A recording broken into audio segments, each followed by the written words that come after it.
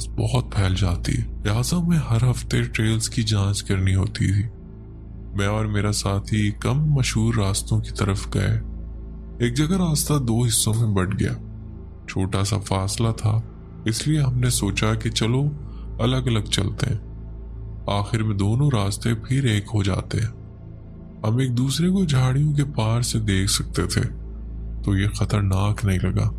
میں دائیں طرف کے راستے پر چلنے لگی، میری نظریں جھاڑیوں اور زمین پر تھی، پوائزن گراس تلاش کرتے ہوئے۔ تب اچانک میری نظر دائیں جانب گئی۔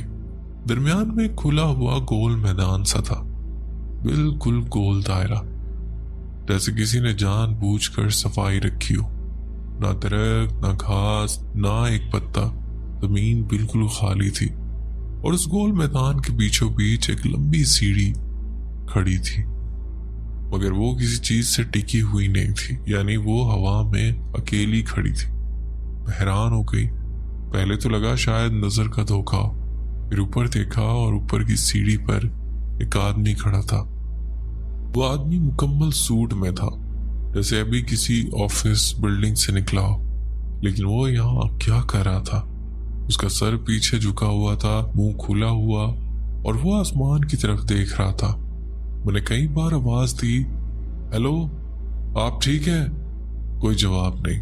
میں نے سیڑھی کے گرد گھوم کر دیکھا کہ کہیں کوئی رسی یا سہارے تو نہیں، شاید کوئی آرٹ یا انسٹالیشن پرینک، مگر نہیں، وہ سیڑھی واقعی خالی ہوا میں کھڑی تھی، اور وہ آدمی جیسے جم گیا ہو۔ میں نے ریڈیو پر اپنے ساتھی کو بلایا کہ فوراً یہاں آؤ، لیکن انتظار کرتے ہوئے میں نے سب سے بڑی غلطی کر دی۔ میں نے سوچا چلو سیڑھی کو چھو کر دیکھتی ہوں۔ ہاں، مجھے پتا ہے یہ بیوقوفی تھی، لیکن اس وقت میں نہیں تھی، اور شاید تھوڑا زیادہ تجسس میں۔ جیسے ہی میرا ہاتھ سیڑھی کے قریب گیا، میرے دل میں ایک عجیب سا خوف اترا، جیسے جسم خبردار کہہ رہا ہو مت چھونا، مگر میں نے پھر بھی چھو لیا۔ چھوتے وہ آدمی جو اوپر کھڑا تھا اچانک اپنا سر ایک غیر انسانی زاویے سے موڑ کر سیدھا میری طرف دیکھنے لگا۔ اس کے منہ سے ایک بھیانک سی گھٹی ہوئی آواز نکلی، جیسے کوئی آخری سانس لے رہا ہو۔ اس کے ہونٹ اور پلکیں ایسے کھینچے ہوئے تھے کہ چہرہ جیسے جم گیا ہو۔ حیرت اور مرنے کے بیچ میں پیچھے ہٹی، ہاتھ خود بخود ٹیزر پر گیا۔ اچانک میرے پیچھے سے جھاڑیاں ہلنے کی آواز آئی۔ میں گھومی اور تیزی سے ٹیزر اونچا کیا، مگر وہ تو میرا ساتھی تھا۔ وہ دونوں ہاتھ اوپر اٹھائے بولا، میں ہوں، شوٹ مت کرنا۔ میں نے فوراً مڑ کر دیکھا، مگر اب وہ گول میدان خالی تھا، سیڑھی زمین پر گری ہوئی تھی، اور وہ آدمی غائب ہو چکا تھا۔ میں نے سب کچھ بتایا، بےتابی سے کہا کہ براہ کرم مجھے پاگل نہ سمجھنا۔ میرے ساتھی نے سن کر بس اتنا کہا، میں تمہیں پاگل نہیں سمجھتا، ہم دونوں جانتے ہیں کہ جنگل میں ایسی چیزیں عام ہیں جنہیں ہم سمجھ نہیں سکتے، پھر بھی ہمیں پروٹوکول کے مطابق علاقے کی تلاشی لینی پڑی، اور میں پورے وقت دعا مانگتی رہی کہ ہمیں وہ آدمی نہ ملے۔ ہم نے کچھ نہیں پایا، نہ کوئی نشان، نہ وہ آدمی، نہ وہ طاقت جو سیڑھیوں کو تھامے کھڑی تھی۔ کبھی کبھی میں خود سے کہتی ہوں کہ شاید وہ کوئی جادوگر تھا، کیونکہ اگر میں سنجیدگی سے لوں تو دماغ تسلیم نہیں کرتا۔ ہم ایسے وقتوں میں مذاق کر لیتے ہیں، ورنہ یہ یادیں انسان کو توڑ دیتی۔ میں خوش ہوں کہ لوگ میری کہانیاں سننے میں دلچسپ لے رہے۔ یہ سب لکھنا دماغ پر بوجھ بن جاتا ہے، پھر بھی کبھی کبھی ایسا لگتا ہے کہ لکھ کر دل ہلکا ہو جاتا ہے۔ شاید اگلی بار میں آپ کو انسانوں کی پاگل حرکات کے بارے میں بتاؤں جو جنگل میں ہم سے بھی زیادہ ڈراؤنی تھی۔ بڑھتے ہیں ایک اور سٹوری کی طرف۔ یہ کہانی ایک شکاری نے ریڈٹ پہ شیئر کی تھی جو جنگلوں میں شکار کے لیے جاتے ہیں۔ یہاں سٹوری شیئر کرنے سے پہلے ایک دو چیزیں بتانا ضروری ہے۔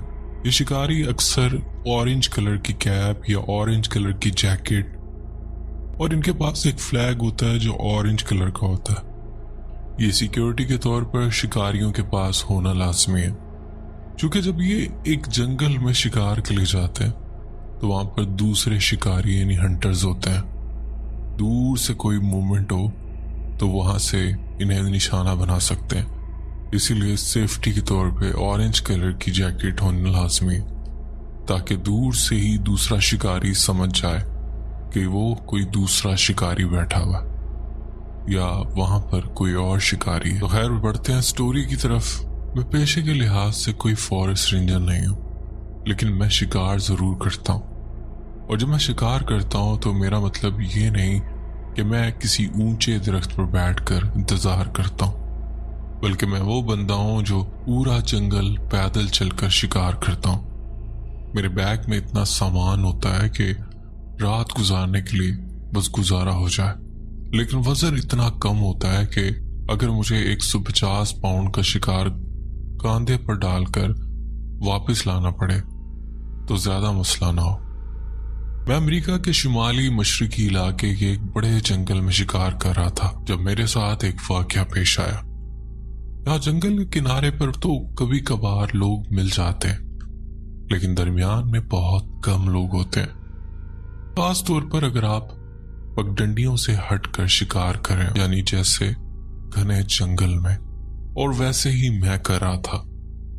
यहाँ पर 1800 सदी के पुराने टूटे हुए घरों के खंडर भी अक्सर मिल जाते हैं। उस दिन मैं एक नई विली आया था जहां मुझे लगता था कि जानवर पानी पार करते होंगे। मैं एक बहुत खड़ी फिसलने वाली पहाड़ी के ऊपर बैठा था। नीचे वादी में एक छोटी सी नदी बह रही थी।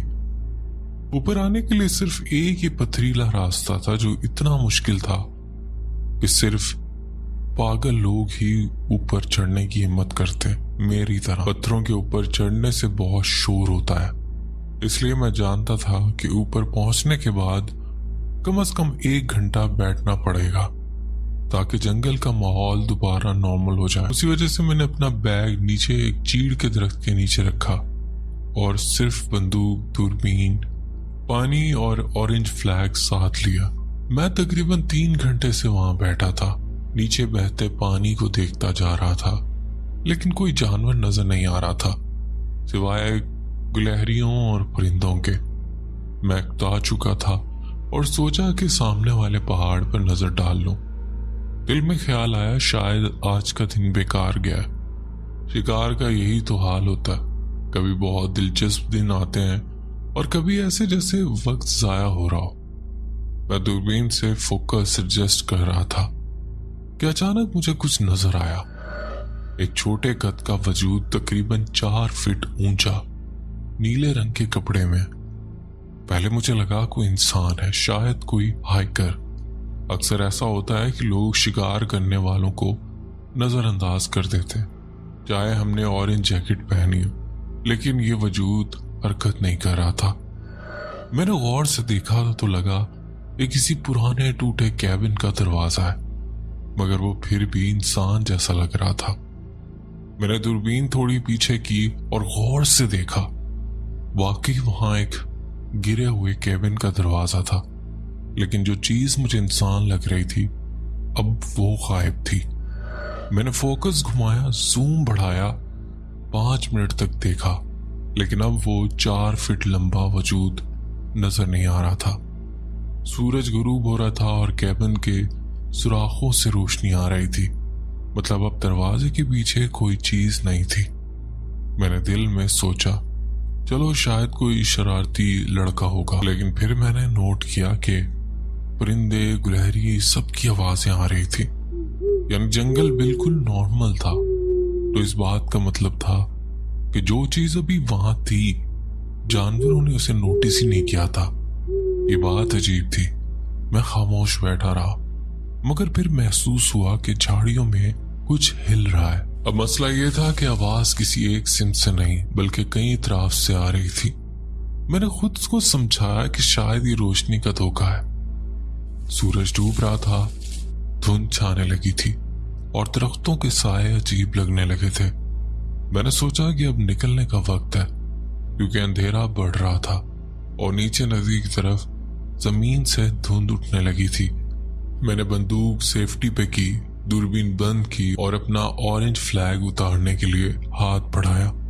और जैसे ही मैंने ऑरेंज फ्लैग पकड़ा, एक अजीब सा खौफ दिल में उतर आया। ऐसा लगा जैसे पूरा जंगल अचानक खामोशी से मुझे देखने लगा हो। ایسا احساس جیسے ہزاروں آنکھیں ایک ساتھ میری طرف مڑ گئی ہوں۔ اکثر میں گاڑی پہ جا رہا ہوتا ہوں تو